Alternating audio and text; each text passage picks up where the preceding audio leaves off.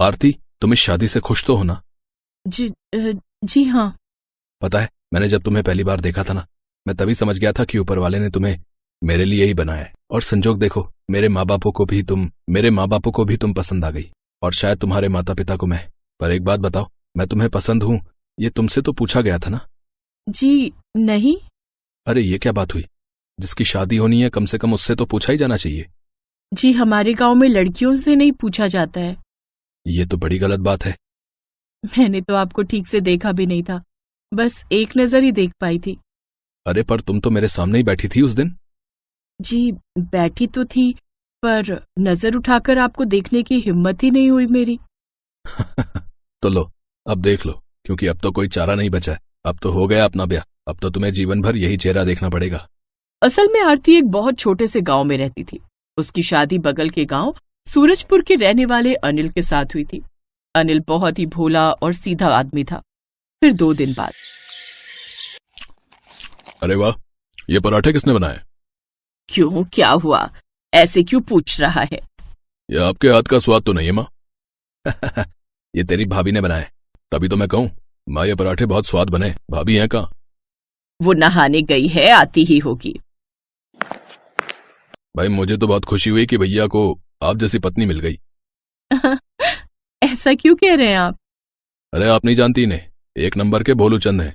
मैं तो हमेशा माँ से कहता था कि देखना कोई लड़की कभी घास नहीं डालेगी इन्हें, लेकिन किस्मत देखो हमारे भैया की, कितनी सुंदर भाभी लाए हैं। लता और हरिया के घर का माहौल बड़ा ही खुशनुमा था। बड़ा बेटा अनिल जितना सीधा और शरीफ था, छोटा बेटा सुनील उतना ही शरारती और मस्करा। धीरे धीरे नई बहू आरती ने अपने स्वभाव से सबका दिल जीत लिया। अब तो आरती और सुनील की भी अच्छी पटने लगी थी। सुनील भैया, बताइए खाने में क्या खाएंगे? आप मुझसे पूछ रही हैं भाभी? हाँ, हर रोज मैं घर के बड़े लोगों से पूछती हूँ, मगर कभी घर के सबसे छोटे से भी तो उनकी पसंद पूछनी चाहिए ना। कसम से भाभी, आज आपने बता दिया कि आप कितनी अच्छी हैं, वरना मुझसे तो यहाँ कोई पूछता ही नहीं कि मुझे क्या पसंद है। वैसे भाभी मुझे ना आपसे एक जरूरी बात करनी थी। हाँ बोलो ना भैया। यहाँ नहीं भाभी, अगर माँ पापा ने सुन लिया तो बवाल हो जाएगा। आप एक काम करो, जब आपका काम पूरा हो जाए तो हम छत पर बात करेंगे। ठीक है, मैं आ जाऊंगी। ये कहकर सुनील छत पर चला गया और फिर थोड़ी देर बाद आरती भी वहां आ गई। अरे वाह, छत पर कितना अच्छा लग रहा है ना, कितना अच्छा मौसम है। अरे भाभी आपको इस मौसम की पड़ी है, और यहाँ मेरे जीवन में पतझड़ आने वाला है, मेरी मदद करो भाभी। मैं कुछ समझी नहीं भैया। भाभी वो कमलापुर का नाम सुना है ना आपने? वहाँ एक लड़की रहती है रितु, मैं उससे प्यार करता हूँ। हे भगवान, ये क्या कह रहे हो भैया? प्रेम विवाह करना चाहते हो आप? हाँ भाभी, लेकिन रितु को देखने रिश्ते वाले आने लगे हैं, और उसकी जल्दी ही किसी से शादी हो जाएगी। उधर उसकी जान सूख रही है और इधर मुझे चैन नहीं आ रहा। अब अच्छा, मैं कोशिश करती हूँ। सुनील ने भोली भाली आरती को बड़ा खतरनाक काम सौंप दिया था, पर आरती ने भी अपने सास ससुर से जिद करके उन्हें मना लिया, और आखिरकार सुनील की शादी रितु से हो गई। रितु एक अमीर जमींदार की बेटी थी। ये क्या माँ जी, आप लोग चूल्हे पर खाना बनाते हो? हाँ छोटी बहू। क्या माँ जी, आजकल चूल्हे पर खाना कौन बनाता है? अरे मैं बनाती हूँ ना, तेरी जेठानी आरती बनाती है, और हमारे गांव की तो सारी औरतें बनाती हैं। माँ जी, अब तो गैस चूल्हे का जमाना है, न लकड़ी का झंझट, न धुएं की चिंता, और ना ही फूकने की टेंशन। हाँ वो तो मैंने भी सुना है, पर रोटी में गैस तो नहीं भरती होगी ना? क्या? अरे नहीं माँ जी, ऐसा कुछ नहीं है। इस सब के बाद हम गैस चूल्हे पर खाना बनाएंगे। ठीक है छोटी बहू, जैसा तुम ठीक समझो। उम्र और रिश्ते दोनों में छोटी होने के बावजूद रितु सामने से आरती को काम बताती रहती, पर घर में कलेश ना हो ये सोचकर आरती कुछ नहीं कहती। इस तरह धीरे धीरे रितु ने आरती और लता दोनों को गैस चूल्हा जलाना सिखा दिया। और फिर एक दिन जब आरती उसी गैस चूल्हे पर खाना बनाने जा रही थी, तभी उसके हाथ से कुकर छूट गया, जिससे गैस चूल्हा थोड़ा चटक गया। ये क्या कर दिया तुमने? चूल्हे पर खाना बनाने वाली तुम्हें चाहे लाख सिखा लो, लेकिन तुम रहोगी गवारी। ये कैसी बात कर रही हो तुम रितु? ये गलती से हुआ मुझसे, और वैसे भी मैं तुम्हारी जेठानी हूँ, तुम इस तरह मुझसे कैसे बात कर सकती हो? हाँ तो मैं क्या करूँ? मेरे पापा ने इतना महंगा चूल्हा दिया था मुझे, तुम्हें पता भी है कितने का आता है ये शहर से? ना तो मुझे पता है और ना ही जानने का शौक है, समझी तुम? शौक? अरे पैसा चाहिए, औकात चाहिए, समझी? आइंदा से कभी मेरे गैस चूल्हे को हाथ मत लगा लेना, समझी? ना मेरे चूल्हे को और ना मेरे फ्रिज को। ठीक है रितु, अब तो यही सही रहेगा। उस दिन आरती बहुत रोई। उसे रितु से ऐसी उम्मीद नहीं थी, पर इतना सब कुछ होने के बाद भी लता ने रितु को कुछ नहीं कहा। शाम को जब अनिल काम से लौटा तो आरती उसे छत पर ले गई। ये तो बहुत गलत हुआ तुम्हारे साथ। रुको, मैं अभी माँ और रितु से बात करता हूँ।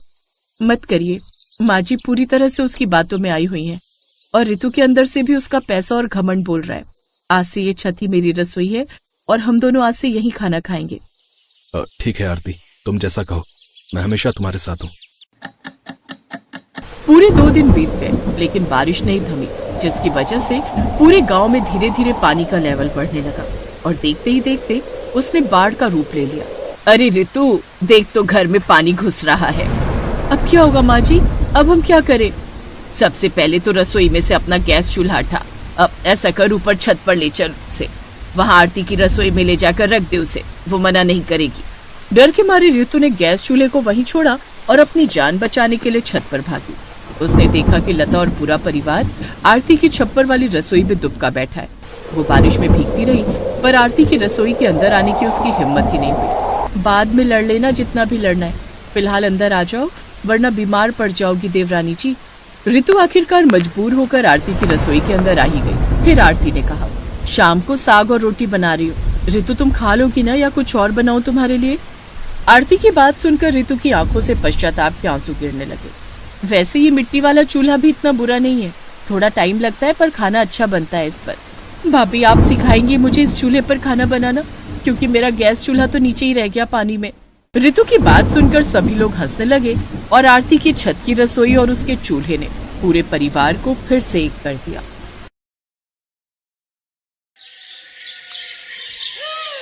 सलोनी अपने केबिन में बैठी हुई होती है, तभी ऑफिस बॉय उसके लिए कॉफी लेकर आता है।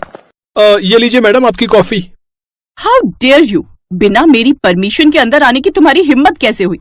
तुम्हें कुछ मैनर्स है या नहीं? ओह, वैसे तुम गरीबों को कौन सी सेंस होती है? अब बाहर जाओ और पहले मेरे केबिन का गेट नॉक करो, उसके बाद ही अंदर आना। और हाँ, मे आई कम इन बोलना, तभी अंदर आना। उसकी बात सुनकर ऑफिस बॉय वापस बाहर जाता है और दरवाजा नॉक करके कहता है, क्या बोलना था? वो क्या बताई थी मैडम? मी कम कम मेम साहब। हाँ मेम साहब, मी कम कम। उफ, ये गवार। हाँ, आ जाओ अंदर। ऑफिस बॉय अंदर आकर उसे कॉफी देता है, लेकिन गुस्से में सलोनी वो कॉफी उसके ऊपर गिरा देती है। मेम साहब, ये आपने क्या किया? ये तुझ गरीब की सजा है, समझा? तभी सलोनी के पापा वहां आ जाते हैं। ये तुमने क्या किया सलोनी? तुम्हारी इन्हीं सब हरकतों की वजह से तो कोई भी ऑफिस बॉय यहाँ 3 महीने से ज्यादा नहीं टिकता। मेम साहब, गरीबों के साथ ऐसी बदतमीजी ठीक नहीं। भगवान करे कल को आपको भी गरीबी के दिन देखने पड़े। सलोनी शहर के एक बड़े बिजनेसमैन की बेटी थी, जो कि गरीबों को अपने पैर की धूल समझती थी। वो बड़ी घमंडी थी। ये तुमने क्या किया सलोनी? ओह कम ऑन डैड, इन गरीबों के साथ तो ऐसा ही करना चाहिए। तभी वहां उनकी कंपनी में काम करने वाला रोहित आता है। मे आई कम इन सर? यस सर, ये फाइल रेडी है, आप चेक कर सकते हैं। रोहित को देखते ही सलोनी का सारा गुस्सा शांत हो जाता है, क्योंकि मन ही मन वो रोहित को पसंद करने लगी थी और रोहित भी उसे पसंद करता था। लेकिन रोहित उनकी कंपनी में काम करने वाला एक एम्प्लॉय था, साथ ही अपने घर में कमाने वाला भी वो इकलौता ही था। उसके परिवार में उसके माता पिता के अलावा एक छोटा भाई था जो अभी पढ़ाई कर रहा था, इसलिए घर की सारी जिम्मेदारियां रोहित पर ही थी। सलोनी ने बार बार रोहित को शादी के लिए फोर्स किया, जिस कारण रोहित भी उसे इनकार नहीं कर पाया और कुछ दिनों बाद सलोनी ब्याह कर अपने ससुराल आ गई। रोहित का परिवार एक मिडिल क्लास परिवार था, जहां हर खर्च सोच समझ कर करना होता था। शादी के कुछ दिन बाद, रोहित मुझे 20,000 रुपए चाहिए। क्या? लेकिन क्यों? क्यों मतलब? शॉपिंग पर जाना है। जब से मैं यहाँ पर आई हूँ मैंने अपने लिए नए कपड़े ही नहीं बनवाए। लेकिन अभी तो हमारी शादी को महीना भर ही हुआ है। शादी पर वैसे भी तुमने कितने सारे कपड़े बनवाए हैं। हाँ, तो मेरा फिर मन है कपड़े बनवाने का। लेकिन सलोनी तुम समझो, अगर मैं 20,000 तुम्हें दे दूंगा तो बाकी सब घर खर्च चलाने में मुझे दिक्कत हो जाएगी। गुस्से में सलोनी वहां से चली जाती है। उनकी शादी के कुछ दिनों बाद से ही उनमें झगड़े शुरू हो गए, क्योंकि सलोनी की फरमाइशें बढ़ती जा रही थी। लेकिन फिर भी रोहित उसे खुश रखने की कोशिश करता था। ऐसे ही एक रोज माँ सलोनी कहाँ है? बेटा सलोनी तो बाजार गई हुई है, काफी देर हो गई, एक बार फोन करके देख। हाँ मैं करता हूँ। वैसे मैं सोच रहा था अगले हफ्ते सलोनी का जन्मदिन आ रहा है, तो क्यों ना हम घर पर एक छोटी सी पार्टी रखें, सलोनी को अच्छा लगेगा। वर्षा दीदी और जीजू को भी बुला लेंगे। हाँ ये तो बहुत अच्छी बात है बेटा, सलोनी का इस घर में पहला जन्मदिन है, अगर हम उसका जन्मदिन करेंगे तो उसे अच्छा लगेगा। रोहित बेटा एक काम कर, मेरे जो मित्र हैं उनका केटरिंग का काम है, वो घर में पार्टी की अच्छी व्यवस्था कर देंगे, मैं उन्हें फोन मिला देता हूँ। तभी सलोनी आ जाती है। एक सेकंड पापा जी, बर्थडे मेरा है तो पार्टी की प्लेस और पार्टी की सारी अरेंजमेंट्स भी मैं ही डिसाइड करूंगी। ये आप जो कैटरिंग और घर में पार्टी का बोल रहे हैं ये मेरे स्टेटस में नहीं है। मुझे अपने तरीके से अपना जन्मदिन मनाने की आदत है और मैं पहले ही 7 स्टार होटल में बुकिंग करके आ चुकी हूँ। और हाँ, टेंशन लेने की कोई जरूरत नहीं है, सारा अरेंजमेंट मेरे पापा देख रहे हैं। उन्होंने मुझे अपना क्रेडिट कार्ड दे दिया था, मैं उससे बिलिंग करके घर आ रही हूँ। बस आप सब तैयार रहना, मेरे बर्थडे की शाम 7 स्टार होटल में पार्टी है, तो आप सभी थोड़ा अच्छे से बनकर चलिएगा, मेरी इंसल्ट ना हो बस। सलोनी ये क्या तरीका है? रोहित गुस्से में आने ही वाला था कि तभी उसकी माँ उसे रोक देती है। रोहित बेटा आराम से, कोई बात नहीं, सलोनी का पहला जन्मदिन है, उसे अपने हिसाब से करने दे, हमारा बीच में बोलना ठीक नहीं। अगर वो चाहती है कि हम उसके जन्मदिन पर उसके साथ होटल जाएं, तो हम सब जरूर जाएंगे, आखिर वो इस घर की बहू है। रोहित बेटा तुम्हारी माँ ठीक कह रही है, और फिर जन्मदिन मनाने से सलोनी की खुशी देखनी है कि वो किसमें खुश है। अब कहीं भी मनाओ, चाहे घर में या बाहर। माँ मैं अभी आता हूँ। रोहित कमरे में जाता है और सलोनी पर गुस्सा होने लगता है। सलोनी मैं कोशिश कर तो रहा हूँ कि तुम्हें हर तरह से खुश रखूं, पर तुम हो कि बीच में अपने घर वालों को ले आती हो। तुम्हें क्या जरूरत थी 7 स्टार होटल में इतनी बड़ी पार्टी रखने की? तुम मुझे कहती तो मैं तुम्हारे लिए किसी अच्छे रेस्टोरेंट में बुकिंग कर देता, पर तुम हमेशा अपनी अमीरी का रौब दिखाती हो। सलोनी ये सब ठीक नहीं है। अरे ठीक कैसे नहीं है? तुम जानते हो मेरे बर्थडे के लिए मेरे घर में सबको बहुत इंतजार रहता है। मेरी फ्रेंड्स, मेरे फैमिली मेंबर सब मेरा बर्थडे बहुत धूमधाम से मनाते हैं। एक तो मैंने तुम्हारे घर वालों की इज्जत बचाई है, सब मेरे से बर्थडे पार्टी के लिए कह रहे थे। अब मैं यहाँ छोटे से घर में तो किसी को बुला नहीं सकती थी, और तुम्हारे पापा की बात सुनकर तो मुझे वैसे ही हंसी आ रही है। पता नहीं कौन सी कैटरिंग की बात कर रहे हैं। बस अब मेरा मुंह मत खुलवाओ, और तुम लोगों को मैंने बोल दिया है मेरे बर्थडे वाले दिन शाम को अच्छे से रेडी हो जाना। इसके बाद मुझे इस बारे में कोई बात नहीं करनी। सलोनी के व्यवहार से रोहित और उसके माता पिता थोड़े दुखी थे, पर सलोनी अब उनके घर की बहू थी, इसलिए उन्होंने ज्यादा कुछ नहीं कहा। सलोनी अपनी ननद वर्षा और उसके पति को भी बर्थडे के लिए इनवाइट करती है। सब लोग खाने की टेबल पर बैठे हुए थे। रोहित ये क्या, माँ जी ने शॉल ओढ़ रखी है, वो तो ऐसे कपड़े पहनकर आई है जैसे दिसंबर की ठंड हो। तुम्हें पता है गर्मी का मौसम है और ये शॉल ओढ़कर आ गई है। सलोनी माँ को एसी में बैठने की आदत नहीं है, और यहाँ फुल एसी चल रहा है। माँ ज्यादा देर एसी में नहीं बैठ सकती, पर वो तुम्हारे लिए यहाँ आई है। अब यहाँ तो काफी समय लग जाएगा, और एसी में उनसे बैठा नहीं जाएगा, इसलिए मैंने ही उन्हें बोला था कि वो कोई शॉल रख ले। इसमें हर्जी क्या है? सलोनी बेटा जरा इधर आना। आई पापा। सलोनी बेटा केक कट चुका है, अपने ससुराल वालों की पसंद का क्या ऑर्डर करना है वो पूछ लो। हम सब ने तो अपनी पसंद का ऑर्डर कर दिया है। पापा ये सब तो वही दाल रोटी खाने वाले हैं, इन सब ने 7 स्टार होटल का खाना शायद ही कभी खाया हो। पहले वो देखो ना, वर्षा दीदी के बच्चे ऐसे कोल्ड ड्रिंक पी रहे हैं जैसे उन्होंने लाइफ में कभी कोल्ड ड्रिंक पी ही ना हो। सच कैसे गवार ससुराल वालों को बुला लिया मैंने अपनी बर्थडे की पार्टी में। तभी वर्षा वहां से गुजरते हुए सलोनी की बात सुन लेती है और वो अपने दोनों बच्चों को समझाकर बैठा देती है। रोहित के मम्मी पापा ज्यादा हैवी खाना नहीं खाते थे, तो उन्होंने दाल और चपाती ही खाई। रोहित का मन थोड़ा खराब था और वर्षा भी सलोनी की बातें सुन चुकी थी, पर सलोनी के बर्थडे की वजह से कोई कुछ बोल नहीं रहा था। कुछ देर बाद उसे उसके दोस्त दोबारा डांस के लिए बुलाने लगते हैं। सलोनी आ ना यार, थोड़ा और डांस करते हैं, तेरा बर्थडे है, कितना मजा आ रहा है यार बहुत थक गई हूँ, इतनी देर तो तुम लोग के साथ डांस किया है। अच्छा ठीक है चलो। सलोनी जैसे ही दोबारा डांस के लिए उठने लगती है, अचानक चेयर के कोने से उसकी ड्रेस फंस जाती है और पीछे से पूरी फट जाती है। सलोनी एकदम से बैठ जाती है।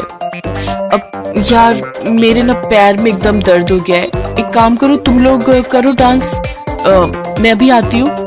सलोनी बेटा मैं जरा तुम्हारे पापा के साथ रिसेप्शन पर होकर आती हूँ, तुम्हें काम तो नहीं है ना? नो मॉम मैं ठीक हूँ, आप हो आओ। काफी देर तक सलोनी चेयर से जब नहीं उठी तो रोहित परेशान हो गया। क्या बात है सलोनी, तुम इतनी परेशान क्यों हो रही हो? मुझसे तो कह सकती हो। रोहित, मेरी ड्रेस पीछे से फट गई है और वो इतनी ज्यादा फटी है कि मैं उठ भी नहीं सकती। अब सबसे मैं क्या कहूँ कि मैं क्यों नहीं खड़ी हो सकती?